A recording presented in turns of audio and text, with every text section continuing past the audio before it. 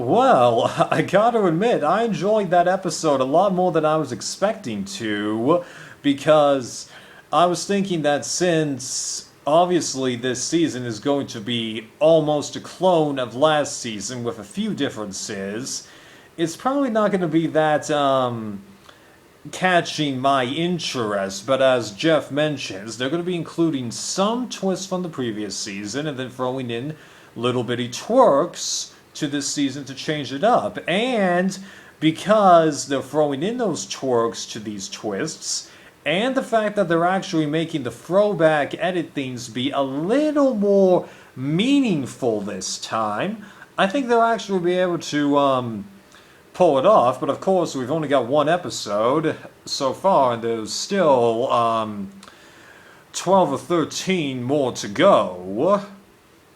So we'll see what happens on that front, won't we? And who knows, maybe like with last season, despite the polenta of advantages or options available in the game, they're either not going to affect the game at all or only affect it a little. Because you gotta remember, even though there were free immunity idols last season, two of the players that had them were blindsided. Xander didn't play his idol until the last time he could, and when he did, there was a 0% chance he'd be getting any votes. It's like with Blood vs. Water. Even though there were options for twists in that season, other than the very first time a twist could have been used, they weren't used. One idol was never found in the game at all, and then Tyson just held on to that thing for freaking forever. Right. So we have that possibility. Alright, so everybody shows up at the opening beach, and I'm glad that there wasn't a marooning. I think this show needs to take a tiny break from that, even though I'm pretty sure that Winners at War and Island of Idols didn't have one. I could be wrong. Having that amulet possibility at the challenge, not a bad idea. And the beauty of it is that because no one has been able to talk to anybody besides limited amounts with production for the past couple of days, it's a completely clean slate. So even though the three people that are at that amulet station are competing as part of a tribe, they don't know the people that are back there any more than the people that are right next to them. So them being able to have that conversation, it makes total sense. Now, I think I personally would have just grabbed the oars and walked away if I was in that situation, but that's probably because I would have just made a decision like right off the bat. I wouldn't have really thought it through. They thought it through, but well, they thought it through for if they were going to grab those amulets or not, but then just the fake blood and the mud bit, that was really overkill, especially the fake blood. Like, okay, so fake blood, I'll admit that didn't look that bad for fake blood, okay, but just that was overkill. The mud would have been enough, and even then, you didn't need that much mud. What they really should have done was take tiny bits of mud, then get sand, dirty their shirts or chest, and then put a tiny bit on their face. You already saw that,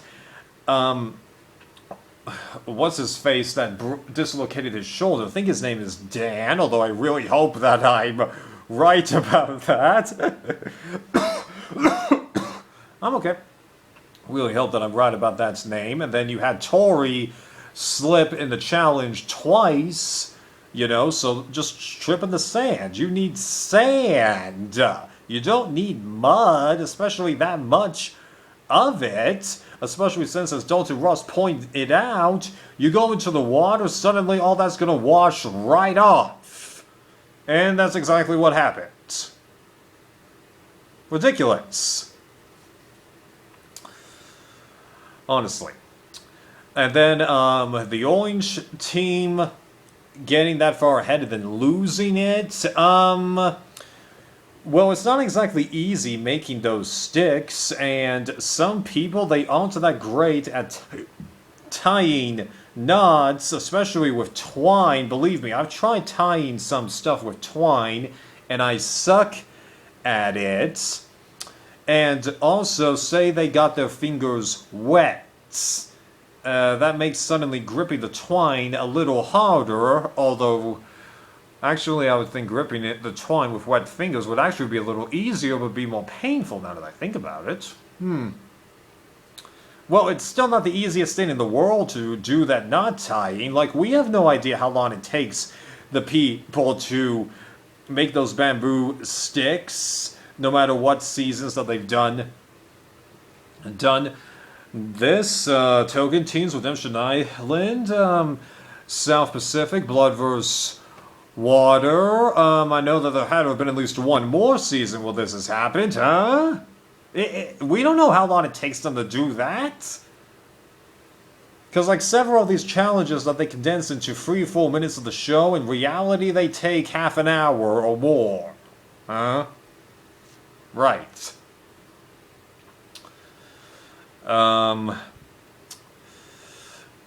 Let's see here. So yeah, I don't blame Orange for losing that lead. Come on, nah. Especially since, even though pedaling in the water isn't exactly easy, because you think it's just stroke in tandem. Yeah, but what if you're battling a current, and what if you're trying to right the boat? And you gotta remember, we have seen tribes on the show completely tilt their boat over because they weren't doing it correctly. Saboga and All-Stars, Koror and Palau, except they weren't even at a challenge when that happened, albeit they had a canoe-shaped boat and everyone else has a rectangle boat. Okay, I'll give them that, yeah. It's not an exactly easy thing to do, and that's what I'm getting at. Right. So Blue getting that victory, I was actually thinking that, oh man, are we getting another season where Blue is going to totally dominate in the challenges? But then, of course, we get the immunity challenge, and Blue totally sucked at it, because once I saw that both of the other two tribes had completed one section of the puzzle before Blue had gotten their boat to the end of that track, I knew that they were done. Nah, like, they were trying to make it kind of hidden on the puzzle bit, but I was like, no way. You just know it. It's not a question of who's going to lose this challenge, it's a question of who's going to win the challenge. And that was a pretty tough challenge, I gotta admit. I got a few flashbacks to Guatemala when that was occurring, even though, of course, this is a lot more ocean-based season than Guatemala was, believe me, yeah. But obviously I'm getting a little ahead of myself in this story here. So, the discussion of what was happening at camp, there wasn't that much that honestly happened on the Green tribe, I think, because that seems to be the most individualistic tribe. I can't really get a good read on this tribe. Nothing too great, nothing too bad about them. We gotta see what's going on there. Then the Orange tribe, they kind of fit the model that I'd been thinking of for a lot of tribes that end up with brighter colors, where they seem to be the most diverse in terms of appearances, but then they seem to be getting along the most. And then you've got Blue, which usually seems to be a bunch of people that seem to, like, blend together, would appear to be a unit, but since they sucked at this immunity challenge, maybe we won't see that. Because I gotta be honest with you, like with, I think I said in my recap of the pilot for last season, I'm not feeling this Blue tribe, but if I said that for last season, oh man, in comparison to this Blue tribe. But I mean, there have been times where I did have a Blue tribe, and then I ended up rooting for the non-Blue tribe the way that I usually root for them, because Surviving New Zealand Season 2 is a great example of that, and then I'm pretty sure that there was one season of the American version where I didn't totally support the Blue Tribe that much, although I'm having trouble thinking about it right now. Maybe it was Nicaragua, I'm not sure. Anyway. Philippines, duh! That was a fail anyway. Yeah.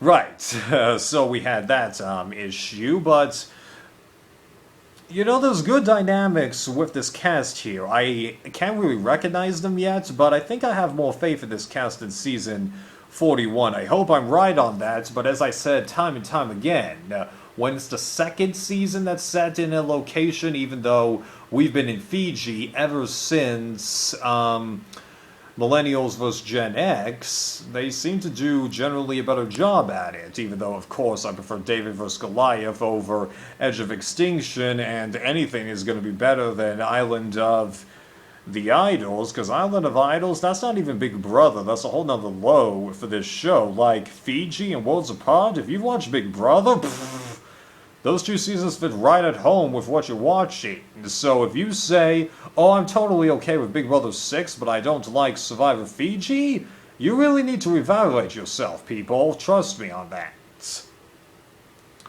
And Big Brother 6 isn't a, oh my god, bad season of the show, okay? That's a perfectly normal season, minus one thing, but I don't want to get into that because one, it'll take too long and I'd have to spoil half the season for you. And I don't want to do that. Okay. Talking about the amulets specifically, it's a very unique way on handling things, and I'm really curious to see how this is going to play out, and I'm hoping that this actually has a little bit of potential to,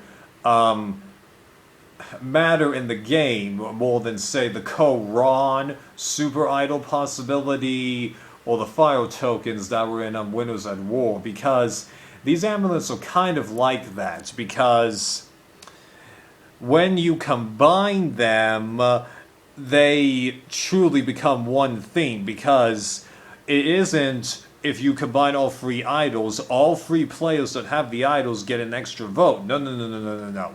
This is an extra vote that they all need to agree on using. The same thing applies when there's just two. It's one steal a vote that they need to agree on using. Just like how the Ko-Ron Super Idol would have made two regular idols, one Super Idol, and then instead of having 3 or 2, you're left with 1 or 0. Hopefully I said that in the correct structure, even if that didn't make sense, but it should make sense to most of you. Like, I remember when Jeff was trying to explain the rules for the tie-breaking situation in Cambodia, and I'm like, how is this confusing? It makes sense to me. Right. So that's going to be very interesting to see how it goes, if it goes anywhere. It might just end up being a dud, like with the shared idol for last season, because we never were able to figure out, is it 3 idols that are all activated at once, or is it an idol where one puck gets played and then it needs to be hidden and revealed? They never made that clear. Right. Then the walk to the summit and then protect and risk your vote. I was thinking that it would be a 2-1 vote, and that the chick from the Orange Tribe would risk her vote. The other two I was kind of unsure about, so I ended up predicting that, like with last season, Blue would protect and Green would risk, but it ended up being the other way around. Not that that's a huge deal, though, as Zach revealed in his article with Dalton Ross, the chick, when she came back, she lied horribly about the issue. She did try to say, oh yeah, we went on a hike and then we came down and then we learned that there was something definitively hidden on this island. But Zach is like, Of course there's something hidden on this island. Right, like, if she had been honest about it, but simply said that she went the other way, that probably would have done it. Honestly. Or she could have done what Xander did and tried the really honest route and just say everything, but what happened with Xander was really unique. I don't think that's ever gonna work again. No way. Right.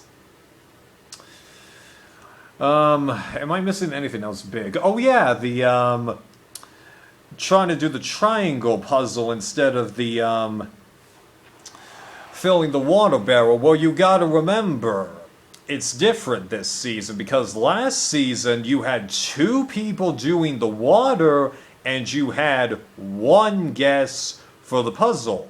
Well, no one did the puzzle because they're like, oh, 1 guess for this much of a random thing? Now, let's take the sure thing and try and beat the clock. This time, because it's 1 person, they're like, ooh, that, And I did actually try to do this puzzle on last season. I didn't get 51, but I know that I got more than 30, okay? Because I'd seen a puzzle like this in, the Australian version of the mole, and I was able to get most of the triangles that were in the puzzle. I didn't get the exact solution, but I got close, so, And I could tell all the tricks that they were trying to do, but there was no way I would have been able to keep track of everything. They had to have definitely been working on that for like an hour or something like that. But I was glad that they all got the flint. I mean, like, they need the flint.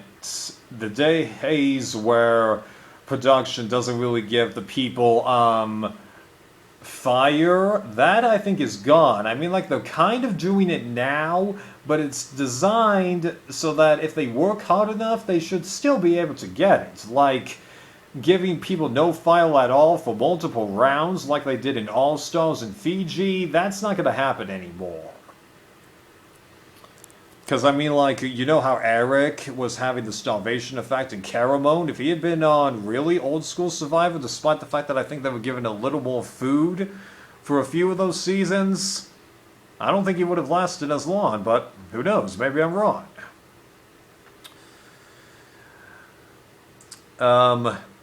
Then Jackson getting pulled from the game right after that big revelation that he's actually female to male. Nothing wrong with that. Well, that's really unfortunate, but I think partially because of COVID and not being able to send out blood to be tested because there's all kinds of issues going on at the time because of that, because they were filming this season 10 months ago, roughly, so I just started my job at the grocery store when that happened, so that was right when vaccinations started becoming available to most people, so you definitely had a slight resurgence of people trying, you know, to go to more areas, but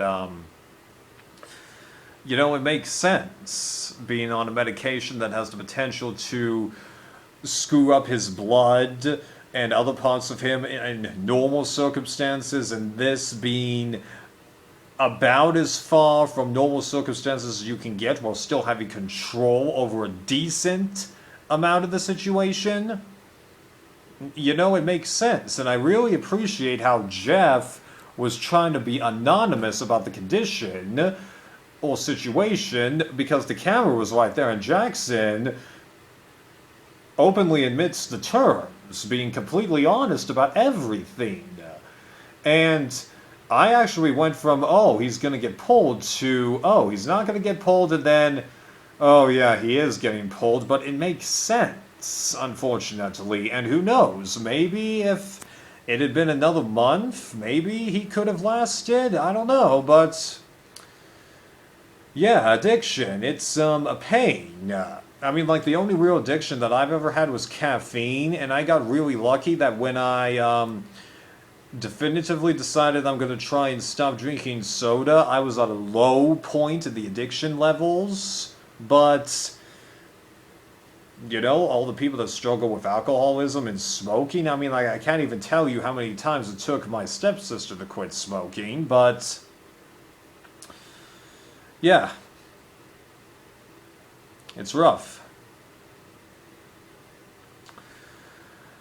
So, I don't like the production did that, but I felt like they had to. So, and because Jackson is not cool with it, but very, very understanding compared to a bunch of other people that could be in his position, I don't think that this is going to be an oh my god bad thing overall. And as I said, he still views the experience as super positive and just right. And there is one slight advantage to this. It means that the first Immunity Challenge didn't have to be only one winner, even though I'm actually okay with there being only one winner for the very first round, because as I said last season, it's the same dynamics, it's just happening a tiny bit sooner. Yes, if one tribe had waited a few more days, maybe things would have changed. Somehow I doubt it, when it's this early in the game. Right. So then the blue camp has their issues, and even though they're trying to kind of confuse us with the edits, partially because there was so much else that they were trying to do in the episode, they had to make things appear to be more random on the beach. It really ends up being, is it going to be Zach or Tori? Zach because of the puzzle and the fact that he's a bit of an outsider, and then Tori because she went to look for an idol, but at the same time is trying to pass it off as, yes, I went to look for an idol, no, I didn't want to look for an idol, and the way that she was describing the thing to the camera, it was totally inconsistent. It was like somehow she herself believed, yes, I went to go look for it, and no, I didn't. Like, what? Make up your mind. Okay? You know? So going into Tribal, I was actually thinking Tori was going to be voted out.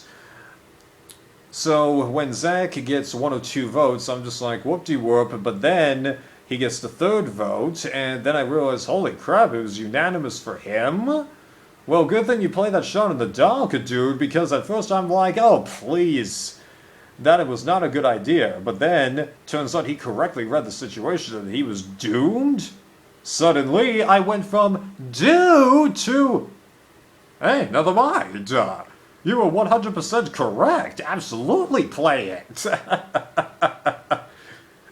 So, because of that situation, I'm not bothered by it one bit, actually. That was kind of amusing, how quickly I turned. Right. So, there's not that much I can comment on him. Seemed like an okay guy, but awkward, didn't totally know his situation around anything, like with Cochran, but Cochran openly admitted it, but he was too honest. Zach, he had a legitimate shot, he just lost it and all that stuff. And really, you're going onto the show when you're 118 pounds? I don't know about you, but I think that that's kind of ridiculous. I mean, like, as the guy he was talking to, well, wait, how tall are you? Because, yeah, how tall you are really depends on how much weight you end up having. But me, I'm 6'2", and I only weigh, like, 170 pounds. So, I am literally right on the edge of being still in the healthy area to being in an unhealthy bit, but again, right at the edge. Yeah, so, So if he's like 5'8", 5'7", suddenly he'd be in about the same position as I am, I think. Could be wrong, I don't know. Right.